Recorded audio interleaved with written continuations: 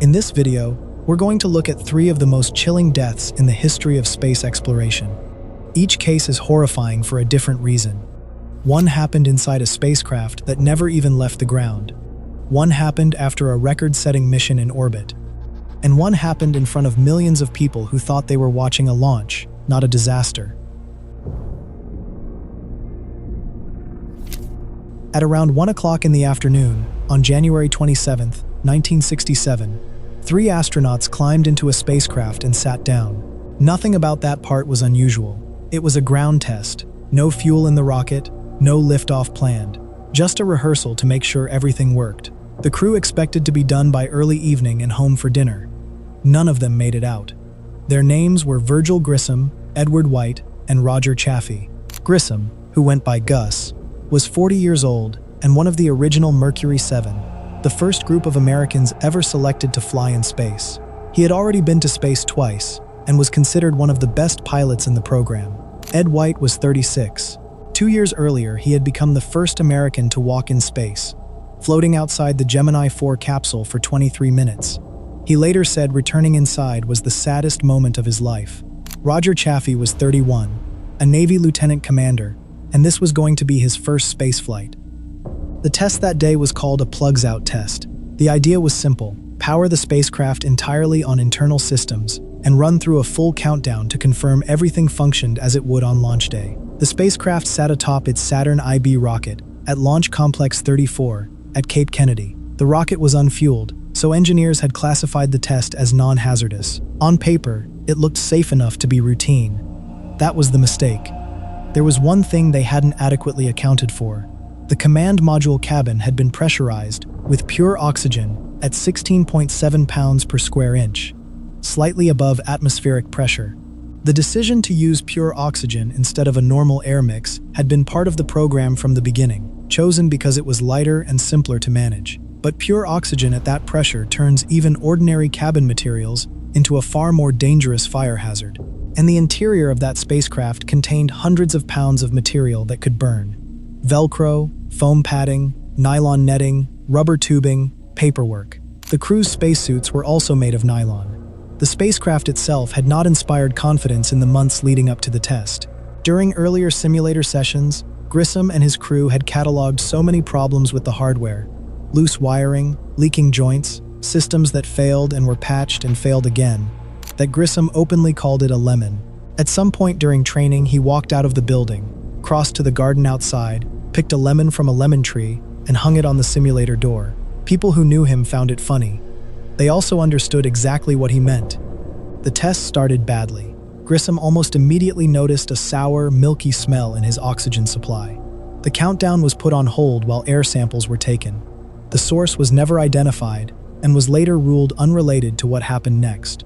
Then the communications system began acting up, badly. The crew couldn't get clean transmissions to the control room just a few buildings away. This had been a recurring problem during earlier testing, and Grissom had been open about his frustration. At one point that afternoon, he said into his microphone, "How are we going to get to the moon if we can't talk between 2 or 3 buildings?"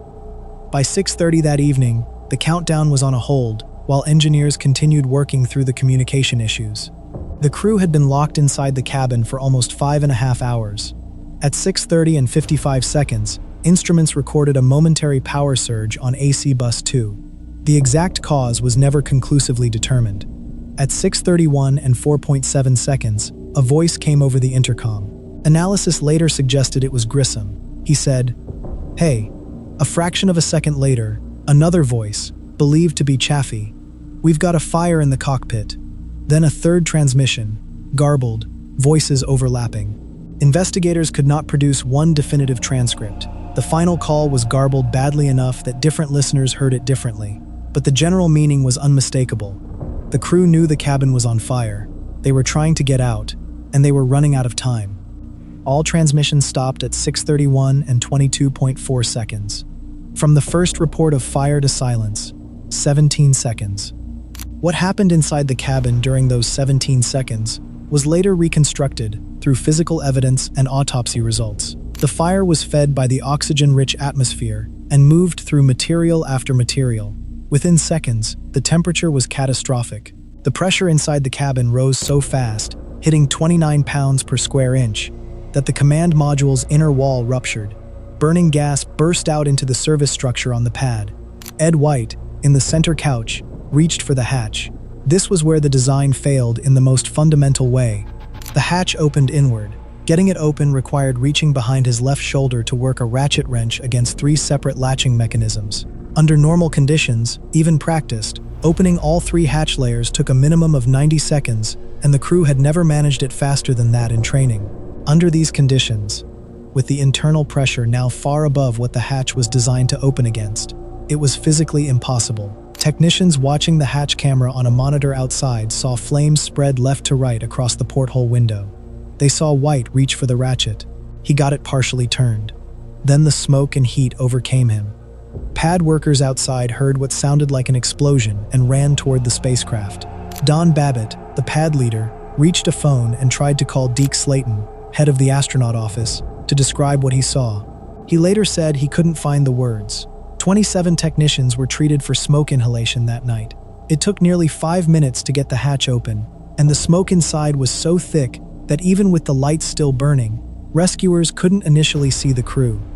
The bodies were not removed until the early hours of January 28th. Autopsies found that all 3 men had died from carbon monoxide asphyxiation. The fire had melted the nylon hoses connecting their suits to their oxygen supply. Suits filled with smoke instead of air. Medical opinion placed the likely loss of consciousness at 15 to 30 seconds after the first suit failed. The burns found on the bodies were severe, but largely a contributing and post-mortem factor. The men were gone before the fire was out. The Apollo 204 review board spent months going through nearly 3,000 pages of test records, witness interviews, and physical evidence.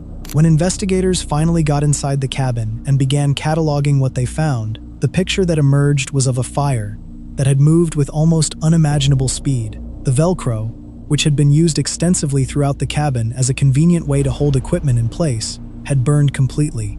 Wire bundles had melted and fused together. The materials on the cabin floor, including the foam and nylon mesh that covered the surfaces, had burned entirely through. Investigators counted more than 100 separate arcing marks on wire bundles throughout the lower section of the cabin alone. They concluded the most probable ignition source was an electrical arc in wiring beneath Grissom's couch, in a section where investigators found damaged insulation stripped from silver-plated copper wire, but they could not identify a single definitive source. The exact origin of the fire was never confirmed. Grissom had known the spacecraft had serious problems. He had talked about it openly. He had hung an actual lemon on the simulator door to make his opinion of the hardware clear. He had told his wife Betty, more than once, that if something fatal happened in the program, it would probably happen to him. Backup Commander Wally Schirra had pulled him aside before the test and told him, "If you have the slightest glitch, get out of there. I don't like it." The new hatch, redesigned to open outward and be opened much faster, was first used on Apollo 7 in October of 1968. Flammable materials were stripped from the cabin. The launch pad atmosphere was changed to a nitrogen-oxygen mix at sea level. 2.5 years after 3 men died in a sealed capsule on the ground, Apollo 11 landed on the moon. Gus Grissom and Roger Chaffee were buried at Arlington National Cemetery. Ed White was buried at West Point. In the days after the fire, Flight Director Gene Kranz gathered his mission control team and gave them a speech that would be remembered for decades. He told them the fire was a failure of their program, that they had failed the crew. He said they had been too gung-ho about the schedule and had forgotten what we were trying to do. And then he gave them 2 words that he said should define everything they did from that point forward: tough and competent. Tough enough to acknowledge their mistakes, and competent enough not to repeat them. He said those words should be written on every blackboard in every engineering room until the words became permanently part of the culture. Several people who were in that room later said it was the most important speech they ever heard in the space program.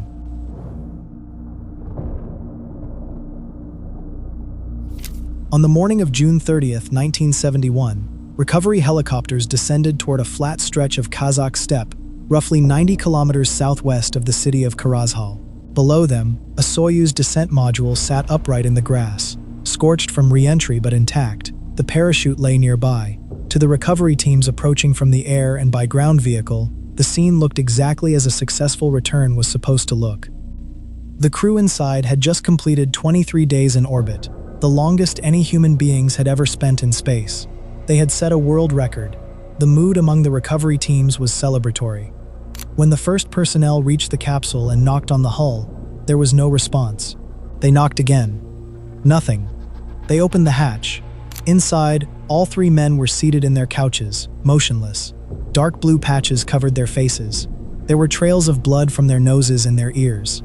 Karim Karimov, the chair of the Soviet State Commission overseeing the mission, was there. He later described the scene. He said Dobrovolsky was still warm when they pulled them out. Doctors attempted resuscitation immediately. It accomplished nothing. A health status code was radioed back to mission control, 111, on a scale where 5 meant excellent and 1 meant fatal. Controllers understood immediately that all 3 men were dead. The crew's names were Georgi Dobrovolsky, Vladislav Volkov, and Viktor Patsayev. Dobrovolsky was the commander, 43 years old, a fighter pilot and accomplished parachutist. As a child in Nazi-occupied Odessa, his fingers had been smashed by German soldiers as punishment for aiding resistance fighters. He had never flown in space before. Volkov was the flight engineer, the only member of the crew with prior spaceflight experience, having flown on Soyuz 7 in 1969. Well known enough in the Soviet Union that some accounts described him as a celebrity. Patsayev was the research engineer, a quiet man who loved literature and classical music, whose father had died defending Moscow during the war. On June 7th, 23 days before the capsule landed, Patsayev had turned 38 years old. He was the first person in history to celebrate a birthday in space. During their 23 days aboard Salyut 1, the crew conducted extensive scientific and medical research. They took photographs of the Earth's surface and atmosphere, monitored their own physical condition to help Soviet doctors understand the long-term effects of weightlessness, tended a small greenhouse of plants, and used a telescope called Orion 1 to observe stellar ultraviolet radiation from above the atmosphere, observations that couldn't be made from the ground. The cruelest part is that, until the return, Soyuz 11 had worked. It was a record-setting mission. They had done what they were sent to do, and when they undocked from the station on June 29th and began their descent, Volkov radioed down to the recovery teams waiting for them. He said, "We'll meet tomorrow. Get the cognac ready." It was a traditional welcome-home request. The recovery teams laughed and said they would. What killed them happened somewhere between 12 and 15 minutes after retrofire, while the capsule was still at an altitude of roughly 168 kilometers, above the atmosphere, in space. Dobrovolsky, Volkov, and Patsayev remain the only human beings ever confirmed to have died in space. The cause was mechanical. When the descent module separated from the service module during re-entry, 2 sets of explosive bolts, designed to fire in sequence, fired simultaneously. The shock this produced jarred open a pressure equalization valve located beneath the cosmonauts' seats. The valve's opening was roughly the diameter of a pencil, but at that altitude, a breach that small was enough. Cabin pressure, which had been a normal 915 millimeters of mercury, began dropping immediately. 115 seconds later, it was effectively 0. The crew had, at best, 13 seconds of useful consciousness from the moment the leak began. Soviet medical telemetry recorded what happened to each man in those seconds. Patsayev's breathing rate hit 42 per minute, the rate associated with acute oxygen starvation. Dobrovolsky's pulse spiked and then collapsed. By approximately the 110th second after module separation, no pulse or respiration was detected in any of the 3. They did not die quietly. Decompression at that altitude and pressure causes the nitrogen, oxygen, and carbon dioxide dissolved in the blood to come out of solution as gas bubbles. The same mechanism as decompression sickness in a diver who surfaces too fast. Eardrums rupture. There is sudden, severe pain in the joints, the chest, and the head. Autopsies performed at the Burdenko Military Hospital in Moscow confirmed cerebral hemorrhage, hemorrhage under the skin, ruptured eardrums, and lactic acid levels nearly 10 times normal, a marker of extreme physiological stress in the final seconds. Based on the positions the bodies were found in, at least one of the cosmonauts had unstrapped from his couch and moved toward the valve. Patsayev was found closest to it. Investigators later demonstrated that manually closing that valve, even under calm conditions, took a minimum of 52 seconds. The crew had 13. None of them were wearing pressure suits. That decision had been made by Vasily Mishin, the chief Soviet spacecraft designer, who had resisted suits on the grounds that the vehicle was reliable enough not to need them. Cosmonauts and the Soviet Air Force had argued for years that the suits were necessary. If the Soyuz 11 crew had been wearing pressure suits, the accident almost certainly would not have killed them. The mission had already been shaped by an unlikely set of circumstances. The 3 men who flew were not supposed to be there at all. They were the backup crew. The prime crew, commanded by Alexei Leonov, had been pulled from the flight days before launch after a chest X-ray on prime crew flight engineer Valery Kubasov suggested a possible shadow on his lung. It turned out to be an allergic reaction, not tuberculosis, but mission protocol required replacing the entire crew, not just the affected individual. The backup crew had significantly less time in the spacecraft. For both Dobrovolsky and Patsayev, this was their first spaceflight. After the recovery, the Soviet government did not reveal the cause of death publicly for nearly 2 years. The secrecy alarmed American space program planners then preparing for Skylab. The fear in NASA was that the deaths might be related to the duration of the mission, that 23 days of weightlessness had caused some physiological breakdown that had killed the crew during re-entry. If that were true, Skylab's planned missions of up to 3 months would have to be completely reconsidered. It was only through careful and cautious information exchange, largely on the margins of early diplomatic contact, that American officials eventually came to understand the real cause. The bodies of all 3 cosmonauts lay in state at the central house of the Soviet Army in Moscow. Tens of thousands of people filed past the open coffins over 2 days. Premier Brezhnev stood honor guard. Witnesses said he wept and covered his face with his hand. American astronaut Thomas Stafford served as a pallbearer, the same Stafford who 4 years later would command the American side of the Apollo-Soyuz docking mission, where he shook hands in orbit with Alexei Leonov, the man who was supposed to have been on Soyuz 11. The ashes of Dobrovolsky, Volkov, and Patsayev were interred in the Kremlin wall. The families of the 3 cosmonauts were told what had happened before it was announced publicly. Dobrovolsky's daughters later recalled being brought to Moscow and understanding, when they saw their mother's face, that their father was not coming home. Patsayev's wife had attended every launch and every landing in which her husband had trained or participated. On June 29th, she was at the landing site to welcome him back. She was told by officials that there had been an anomaly and was moved to a separate area while the recovery teams worked. It would be some time before anyone told her directly what the capsule had contained. Soviet human spaceflight was suspended for more than 2 years. When it resumed, with Soyuz 12 in September of 1973, the crew wore newly designed Sokol-K pressure suits during launch and re-entry. The capsule flew 2 cosmonauts instead of 3 to make room for the suits. The faulty valve was redesigned and given a quick-action manual closure. Every cosmonaut since has worn a pressure suit during the phases of flight where depressurization is possible. The accident happened 54 years ago. No human being has died in space since. At 11:38 in the morning on January 28, 1986, Space Shuttle Challenger lifted off from Launch Complex 39B at Kennedy Space Center in Florida. It was the 25th shuttle mission, and it was carrying 7 people. The 7 crew members were Commander Francis Scobie, 46 years old, a former Air Force test pilot who had flown more than 45 types of aircraft, pilot Michael Smith, 40, a Navy commander and combat veteran, mission specialists Judith Resnick, 36, an electrical engineer with a doctorate from the University of Maryland, and the second American woman in space. Ronald McNair, 35, a physicist with a doctorate from MIT, and an accomplished saxophonist who had planned to play his instrument in orbit and record it for a future album, and Ellison Onizuka, 39, an Air Force officer who had become the first Asian American in space on an earlier mission. Also aboard were payload specialist Gregory Jarvis, 41, from Hughes Aircraft, and Krista McAuliffe, a 37-year-old social studies teacher from Concord, New Hampshire, who had been chosen from more than 11,000 applicants to become the first teacher to fly in space. Her students had traveled to watch the launch. Her parents were in the viewing stands. 73 seconds after liftoff, the vehicle broke apart. What most people remember is the fireball, the branching white plume against the blue Florida sky. But the fireball is not the whole story. The more disturbing part came after the cameras had already captured the image everyone remembers. What most people do not know, and what NASA's own investigation later made painfully clear, is that the fireball did not necessarily kill them instantly. The crew cabin separated from the vehicle and remained largely intact. The breakup forces were considered survivable. At least some of the emergency air packs had been manually activated, but NASA could not determine exactly how long the crew remained conscious. What is certain is that the cabin fell for nearly 2 minutes and 45 seconds before hitting the Atlantic at about 207 miles per hour. The chain of events that caused the disaster began the night before.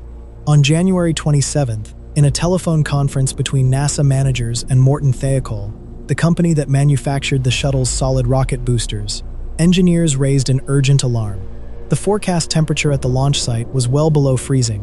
Thiokol engineer Roger Chaffee had spent months documenting a flaw in the rubber O-ring seals that joined sections of the boosters together. The engineers were not saying 53 degrees was a magic number. They were saying it was the coldest O-ring temperature they had flight experience with, and launching colder than that meant flying outside the data. The overnight temperature at Cape Kennedy was forecast to drop to 18 degrees. At that temperature, Chaffee argued, the seals would lose so much flexibility they might not seal the joint at all. This was not a new concern. Chaffee had first put it in writing in an internal memo on July 31, 1985, 6 months before the launch. He wrote that an O-ring failure in flight would result in a catastrophe of the highest order, loss of human life. Thiokol's engineering team initially recommended against launching below 53 degrees. NASA managers pushed back hard. Lawrence Malloy, the solid rocket booster project manager, said, "My God, Thiokol, when do you want me to launch? Next April?" Senior Thiokol Vice President Gerald Mason then turned to the Vice President of Engineering, Bob Lund, and told him to take off his engineering hat and put on his management hat. Thiokol management reversed its recommendation. The launch was approved. The disturbing part is that the warning did not disappear. It was overruled. The following morning, the temperature at the pad was 36 degrees Fahrenheit.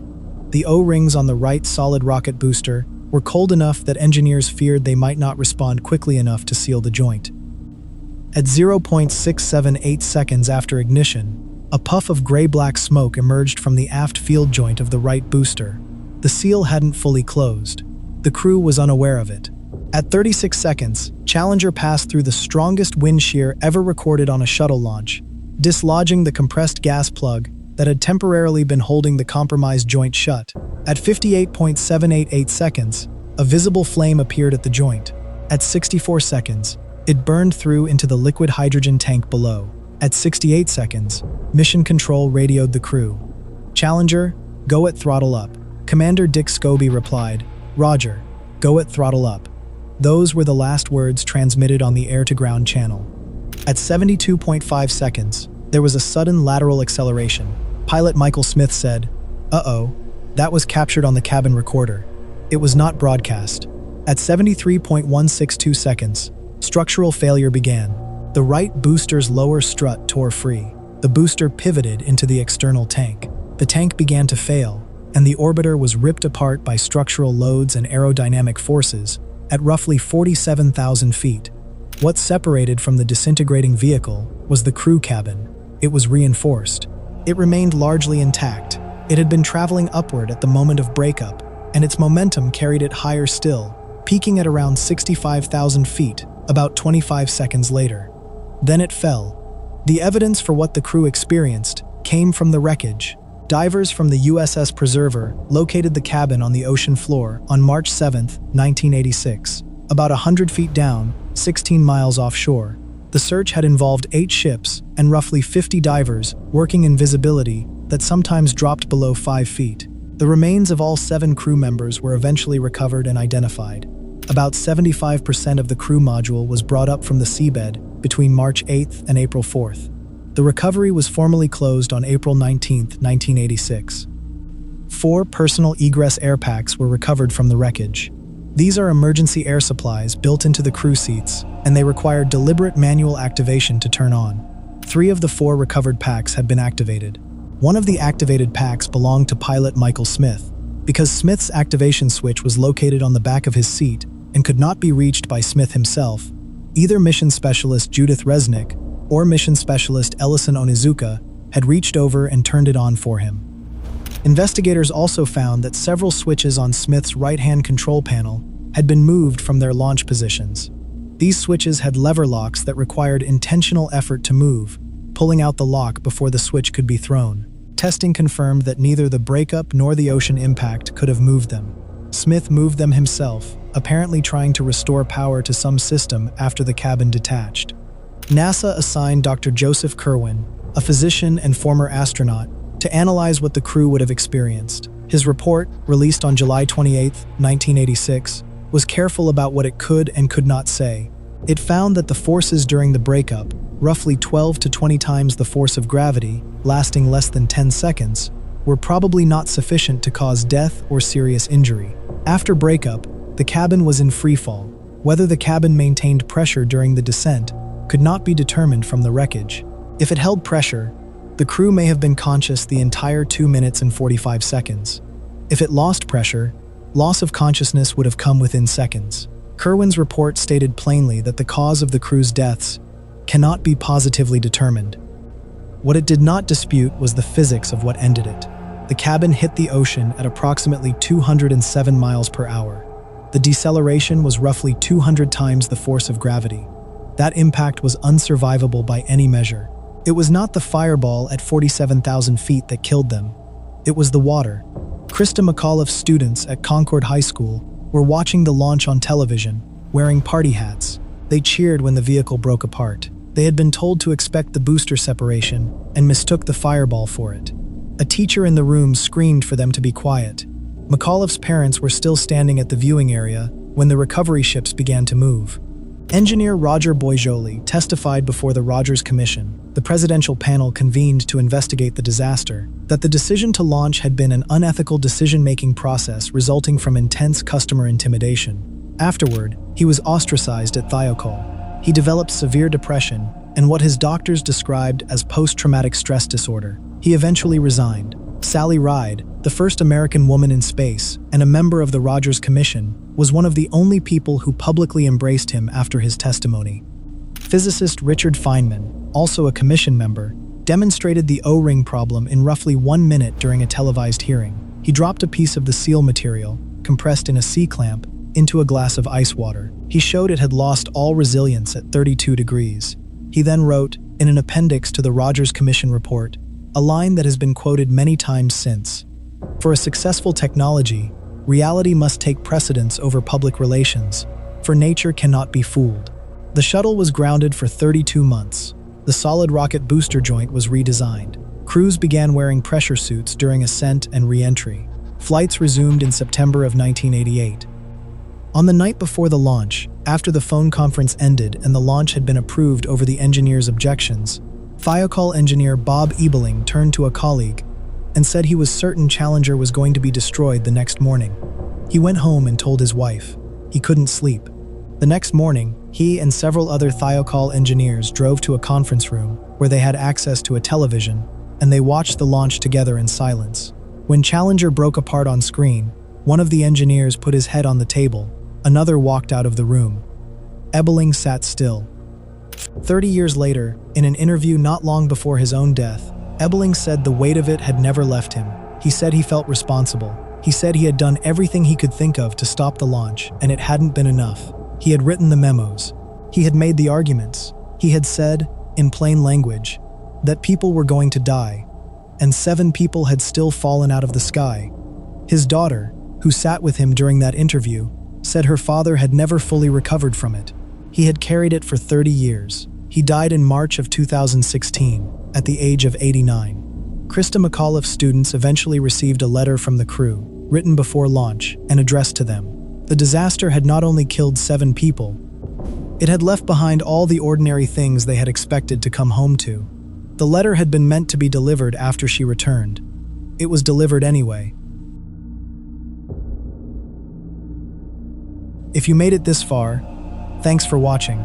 I will see you in the next one.